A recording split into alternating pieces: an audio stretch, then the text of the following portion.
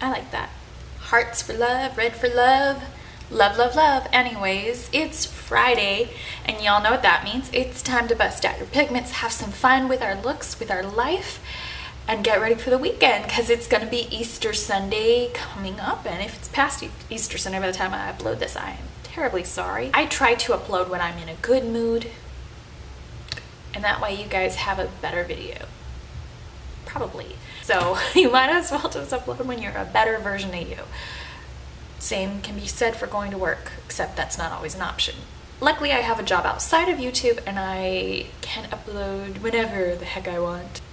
I'm very productive. Hope you enjoy this video and enjoy it. Okay, so to get started on today's look, I've already applied my eye cream, my Anastasia Pro Base from Beverly Hills, whatever I just said, on my eyes. And then for today's cream base, I'm going to be taking the Obsessive Compulsive Cosmetics Cream Concentrate. This is for eyes, lips, cheeks, and it is the shade District. It is described as a tomato red if you go to the website. With most cream color bases, I like to apply them with my finger. The warmth of my hand will allow them to reduce down to a very workable texture, melt into the skin, and become one with it. I'm going to be taking the Sugar Pill Loose Eyeshadow in the shade Asylum. I very, very, very rarely take this. I feel like the last look I did was green, so we're doing St. Patty's Day and Valentine's in reverse. And yeah, we're a mess. Sorry about that.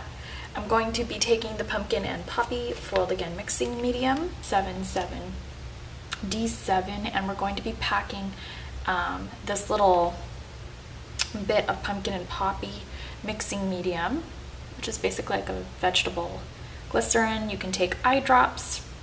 This will allow the base to look really foiled and amazing and exotic. And you don't want to get too much of the wet base because it'll start to clump up and look like a disaster area. Case in point, this eye right here. We're gonna fix that. I just dab my brush right into that drop I placed in the lid. I always clean out the lid when I'm done and let it air dry for a second, just because I don't want any wet particles to get trapped into my loose powders. It's not nice or pretty when that happens. I'm a mess today. And then we're just going to place a little bit of dry pigment on top of that. Sometimes working on other people's skin types results in a mess. And my skin type keeps changing because I am now living in the South. Boudoir eyes, Mamma Mia, here we come. So those are on, like white on rice. We're going to be taking the Too Faced chocolate bar. This is the original. I thought it would be kind of fun to take this because the shades are very interesting. There's some pinks, there's some burgundies in there. So that would be very fun to kind of play with these along with Asylum. I'm going to be taking this Sonia Kashuk blending brush. I love the shape of this brush, even though there's nothing really to it other than the fact that it is very essential Sonia Kashuk. And we're going to be taking the white chocolate color from the Too Faced Chocolate Bar palette. Place this color underneath the arch of the brow bone.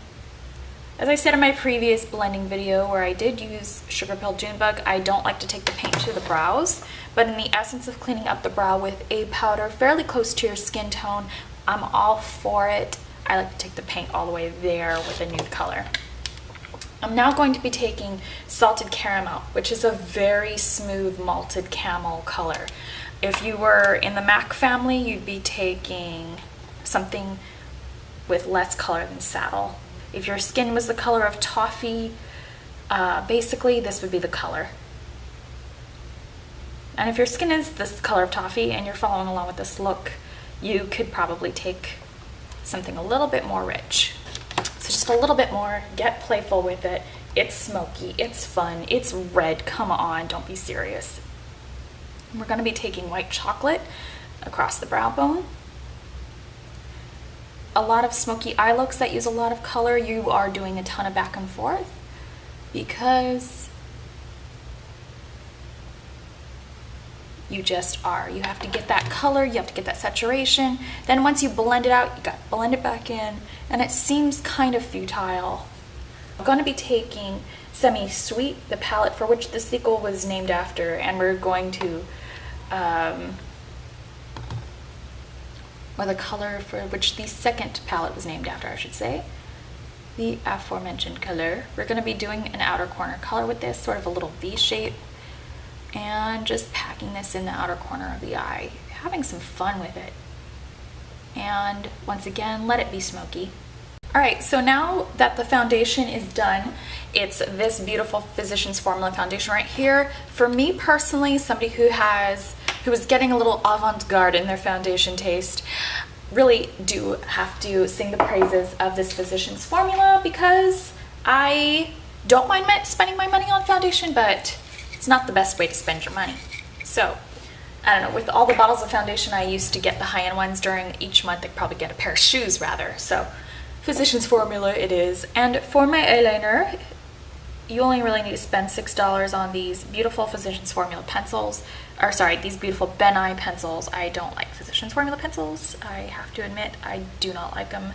And I did spend a lot of money on these gel liners when I did work in skincare, because they're very lightly pigmented. Becca gel liner in Romanesque.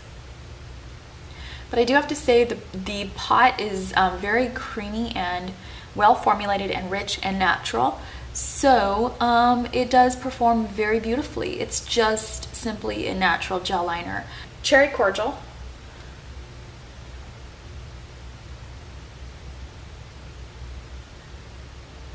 Smudgy smudge deliciousness under the eyes.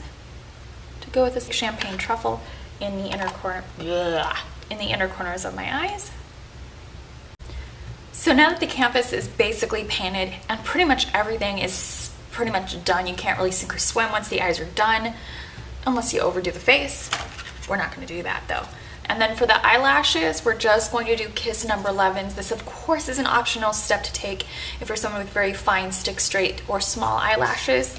This can definitely be something very fun for you. It's much more interesting than taking too much mascara, as low as we can make it. And then if it won't go any lower than that, just tap them together, just kind of mash them together. You're gonna see a little bit of mascara on your finger, obviously. So now once the eyes are all completely finished, once again, false lashes is an option, especially if you're new to makeup. Don't feel obligated to try practicing with them and then leaving the house with them at all. And the first few times I practiced with them, I threw them away. So if you're going to be practicing with false lashes, I would try to buy your lashes in packs. I'm not going to advise you practice with dollar elf lashes, because if you don't get the hang of it, you'll be very frustrated. Because even elf lashes are hard for somebody like me who can do them really well. And so they're just really bad lashes. So if you're going to be practicing with them, practice with a pack like this, because they're not a lot of money per lash. And at least if you do start to become better about it, you're going to see the results, so you're not going to be irritated. So to start off with, we're going to be taking the contour palette for the face. If you're new to makeup, once again, be free to practice on your face at home. And I'm not going to say don't go out in public if you're not sure how good it looks, because you definitely want people to see your skills, even if you're still practicing, to see what people think of it. Most of the time, people are pretty interested in it and are fairly respectful. I live in Alabama now, and I get a lot of compliments on my makeup, so don't worry about it, all right? I'm going to be taking Fawn. Because a lot of people are like, oh, people aren't going to like your makeup down there. And it's like, oh, see, this is the Bible Belt. People get all dressed up on Sundays. People take the day off on Sundays. I'm going to take Java, which is the slightly shimmery bronzer. And then just really sculpt the face. This is a very large powder brush from Sigma, so it's a great brush to contour with. All these large brushes are, because you're going to get a lot of diffusion through the face, so the lines won't look bad or harsh. So it's like, whoa, that looks like a lot of product. It's not going to pick up a lot of product. I usually don't take that brush because I usually want to see results when I'm sculpting, and this is not the brush to do it with. I'm going to now take, actually this is going to be a horrible blush to take with this, so I'm not going to take that red blush, but I am going to take Beach Peach. And not just because I don't want to switch out brushes, it's because it's not. I don't think I want to take Tweak. I love Tweak. All right, I'll shut up. Let's take Tweak. And I want to show you guys. I'll show you guys something. I'll show you something good. And then we're just going to place this in the back of the blush area. It gives you a really beautiful glow, red blush on white skin. And if you are African American, it's gonna look like beautiful peaches and cream. Red blush is a multi-purpose blush. Everybody can wear red blush. Everyone can wear purple blush too. Actually, everyone can wear these high pigmented blushes. It's these that are kind of futile in your pro kit. These are for personal use on pale skin. So if you live in a humid climate like I do, don't bother overdoing your hair because it will not look good for very long. So I don't like to over dry it, over straighten it, because what ends up happening if you have naturally curly hair like I do, these straighten will not go straight for very long. It will get puffy and gross, and what the heck's the point of that? I like to carry usually a little bit of sea salt, ocean mist spray, and they sell it in bottles too, and just anything that actually just acts to help put your natural hair in a beautiful state. That's what I like. So that's typically what I do. As I am working in food service tonight, my hair has to go back even though I am bartending, just in case I serve any appetizers. So we are just going to do a lesser teased version of the Barbie updo I did in the previous video. This is a little bit better for your hair if it's not extremely healthy or you don't want to rat it. Just let it be a little loose on top and pull it back out. It looks messy and pretty, and you don't have to over tweak your hair into an unnatural state of being. This is typically what I did to my hair when I was quite a bit younger, was just do very messy styles and go to work in food service. But I would always be jazzed up with makeup and earrings. There's only one restaurant I worked at where I did over tweak my hair an awful lot when I worked at El Torito. I think it's because I had just gotten out of fashion design and I was very into making sure my hair looked perfect. God knows why. Our hair had to be food service ready there. But nonetheless, I'm going to have a little fun with this one today though. I'm not straightening it too much, but we are going to tuck this ponytail through into an inside out. I love the 90s do.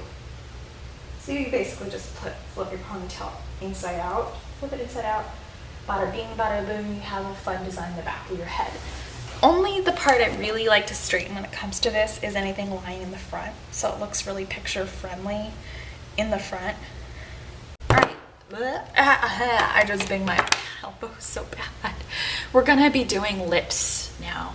So for lips, I'm going to be taking Milani's Matte Naked. This is the matte collection lipstick. Once you use matte lipsticks a little bit more than once, they do start to naturally melt and become easier to apply. Now when it comes to red eyeshadow, I don't like to do too pale a lip because red eyeshadow is so stark. So if you have nothing on the bottom of your face, it looks like you forgot the rest. And it can look quite harsh and gothic-y, which is fun, but I almost think it's more of a rarity to see something of a lip with a very, very, very harsh eye. Just a little bit of color so it doesn't look too dark, too nothing on the bottom. And a little bit of Pacifica Beach Kiss, which is the love of my life this month. So I just like that. Since I moved here, I like that gloss. When I lived in California, I hated that gloss. I think the sun made it look frostier there. It's pretty here in the sunlight. Anyway, I hope that you enjoyed this look as much as I had fun putting it together for you. And let's face it, I think you guys enjoy it when I'm bartending because I get very creative and very glittery and very sparkly. And I get a little dark more or less when I'm working in skincare because the looks can be kind of, you have to go with neutrals and stuff, and it's not as environmentally creative. And I can actually be less money. Anyways, aside from all that, follow your bliss, put on your makeup, and have a good life. And I'll see you guys in the next video.